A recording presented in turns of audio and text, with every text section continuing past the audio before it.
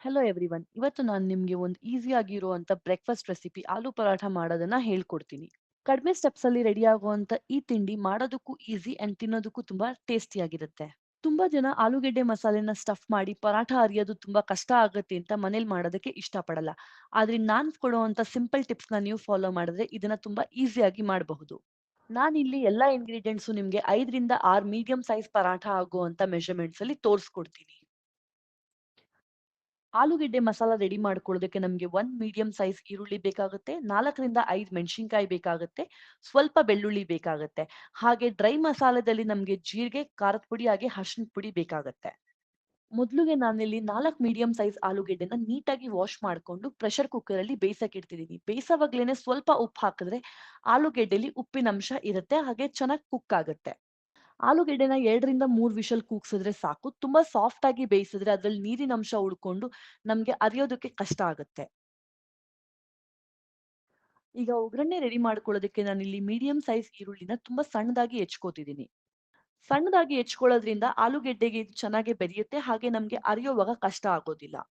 ಅದೇ ರೀತಿ ನಾವು ಮೆಣಸಿನಕಾಯಿನೂ ಸಣ್ಣದಾಗಿ ಹೆಚ್ಕೋಬೇಕಾಗತ್ತೆ. ನಾವು ಒಗ್ಗರಣೆ ಹಾಕೋಕ್ ಶುರು ಮಾಡಕ್ ಮುಂಚೆನೆ ಚಪಾತಿ ಹಿಟ್ಟನ್ನ ಮಿದ್ದಿಟ್ಕೊಂಡ್ರೆ ಒಳ್ಳೇದು. ಚಪಾತಿ ಹಿಟ್ಟು ಮೆತ್ತಗಾಗಿ ಸ್ವಲ್ಪ ನೆಂದಿದ್ರೆ ನಮ್ಗೆ ಅರಿಯೋದಕ್ಕೆ ಸುಲಭ ಆಗುತ್ತೆ. ನಾನು ನಾರ್ಮಲ್ ಆಗಿ ಹೇಗೆ ಚಪಾತಿನ ಮಿದ್ಕೋತೀನಿ ಹಾಗೆ ಇಲ್ಲೂ ಮಿದ್ಕೋತಿದ್ದೀನಿ. ಸ್ವಲ್ಪ ಹಿಟ್ಟಿಗೆ ಒಂದ್ ಅರ್ಧ ಚಮಚದಷ್ಟು ಉಪ್ಪು ಮತ್ತೆ ಓಂ ಕಾಳನ್ನ ಹಾಕ್ಬಿಟ್ಟು. ನಾನ್ ಯೂಶುವಲಿ ಚಪಾತಿ ಮಾಡೋವಾಗ ಯಾವಾಗ್ಲೂ ಓಂ ಕಾಳು ಹಾಕ್ತೀನಿ. ಅದು ಜೀರ್ಣಕ್ಕೂ ಒಳ್ಳೇದು. ಹಾಗೆ ಟೇಸ್ಟ್ ಅಲ್ಲಿ ತುಂಬಾ ವ್ಯತ್ಯಾಸ ಏನ್ ಗೊತ್ತಾಗೋದಿಲ್ಲ. ಮಿದ್ದಿರೋ ಚಪಾತಿ ಹಿಟ್ಟನ್ನ ರೆಸ್ಟ್ ಮಾಡಕ್ ಬಿಟ್ಬಿಟ್ಟು ನಾನಿವಾಗ ಒಗ್ಗರಣೆ ಹಾಕ್ಕೋತೀನಿ. ಒಗ್ಗರಣೆ ಹಾಕೊಳ್ಳೋಕೆ ಒಂದ್ ಬಾಣ್ಲಿಲಿ ಸ್ವಲ್ಪ ಎಣ್ಣೆ ಹಾಕೊಂಡು ಫಸ್ಟ್‌ಗೆ ನಾವು ಜೀರಿಗೆ ಹಾಕ್ಕೋಬೇಕು.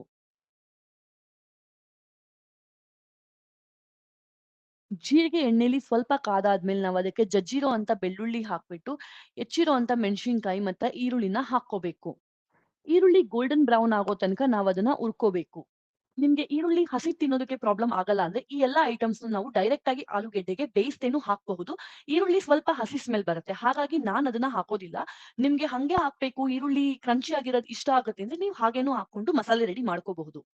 ಈರುಳ್ಳಿ ಗೋಲ್ಡನ್ ಬ್ರೌನ್ ಆದ್ಮೇಲೆ ನಾನು ಗ್ಯಾಸ್‌ನ ಆಫ್ ಮಾಡ್ಬಿಟ್ಟು ನನ್ನ ಮಸಾಲೆಗಳನ್ನ ಇದರಲ್ಲಿ ಹಾಕ್ಕೋತಿದ್ದೀನಿ.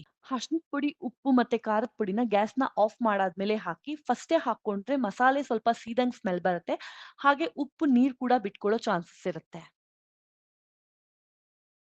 ಈ ಎಲ್ಲಾ ಇಂಗ್ರೀಡಿಯೆಂಟ್ಸ್‌ನು ಮಿಕ್ಸ್ ಮಾಡಾದ್ಮೇಲೆ ನಾನು ಹಸಿ ಕೊತ್ತಂಬರಿನೂ ಹೆಚ್ಕೊಂಡು ಅದ್ರೊಳಗಡೆ ಮಿಕ್ಸ್ ಮಾಡ್ಕೊತಿದ್ದೀನಿ.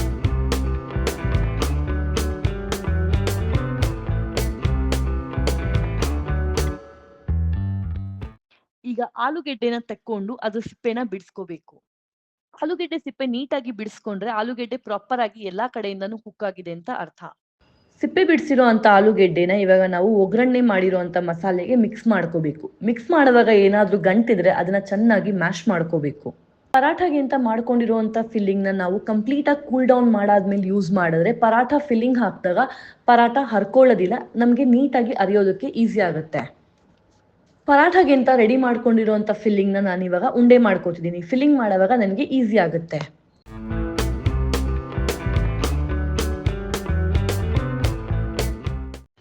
ರೆಸ್ಟ್ ಮಾಡಕ್ ಬಿಟ್ಟಿರೋ ಅಂತ ಚಪಾತಿ ಹಿಟ್ಟನ್ನ ನಾವು ಇನ್ನೊಂದ್ ಸ್ವಲ್ಪ ನಾದ್ಕೊಂಡ್ರೆ ಸ್ಮೂತ್ ಆಗಿ ಟೆಕ್ಸ್ಚರ್ ಬರುತ್ತೆ. ಅದಾದ್ಮೇಲೆ ಅದನ್ನ ಚಪಾತಿ ಅದಕ್ಕೆ ನಾವು ಚಿಕ್ಕದಾಗಿ ಉಂಡೆ ಮಾಡ್ಕೊಂಡು ಈ ತರ ಬಟ್ಲೆ ತರ ಶೇಪ್ ಮಾಡ್ಕೋಬೇಕು. ಬಟ್ಲೆ ತರ ಶೇಪ್‌ನ ಈವನ್ ಆಗಿ ಮಾಡ್ಕೊಂಡು ಅದ್ರ ಒಳಗಡೆ ನಾವು ಫಿಲ್ಲಿಂಗ್ ಹಾಕ್ಬಿಟ್ಟು ಟೈಟ್ ಆಗಿ ಅದನ್ನ ಕ್ಲೋಸ್ ಮಾಡ್ಬೇಕು. ಕ್ಲೋಸ್ ಮಾಡೋವಾಗ ನಾವೇನಾದ್ರು ಅದನ್ನ ನೀಟಾಗಿ ಕ್ಲೋಸ್ ಮಾಡಿಲ್ಲ ಅಂದ್ರೆ ಆಲೂಗೆಡ್ಡೆ ಬೇಗ ಹೊರಗ್ ಬರುತ್ತೆ. ಇದೇ ತರ ನಾನು ಎಲ್ಲ ಚಿಕ್ಕದಾಗಿ ಮಾಡ್ಕೊಂಡಿರುವಂತ ಬಾಲ್‌ಗಳು ಆಲೂಗೆಡ್ಡೆ ಫಿಲ್ಲಿಂಗ್‌ನ ಫಿಲ್ ಮಾಡ್ಕೊಂಡು ನೀಟಾಗಿ ಕ್ಲೋಸ್ ಮಾಡ್ಕೋತಿದ್ದೀನಿ.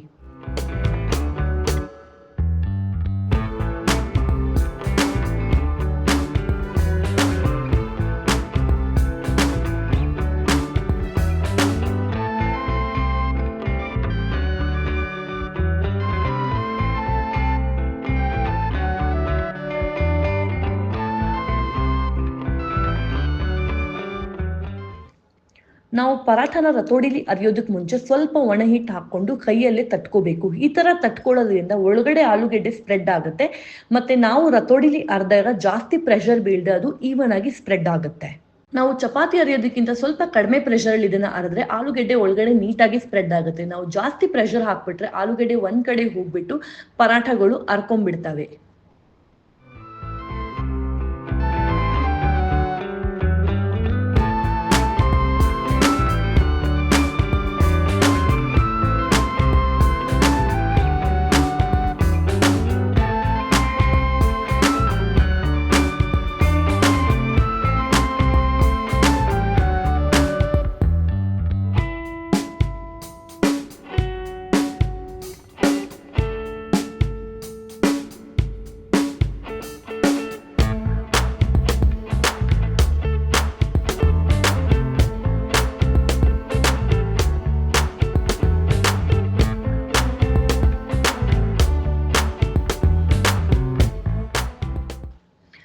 ಹೀಗೆ ನಾನು ಎಲ್ಲಾ ಪರಾಠಗಳನ್ನ ಹರ್ಕೊಂಡು ಕಾದಿರೋ ಅಂತ ಹಂಚ್ ಮೇಲೆ ಚಪಾತಿನ ನಾವು ಹೆಂಗ್ ಬೇಯಿಸ್ಕೊತೀವಿ ಅದೇ ರೀತಿ ಎರಡು ಕಡೆನೂ ಎಣ್ಣೆ ಹಾಕೊಂಡು ಬೇಯಿಸ್ಕೊತಿದೀನಿ.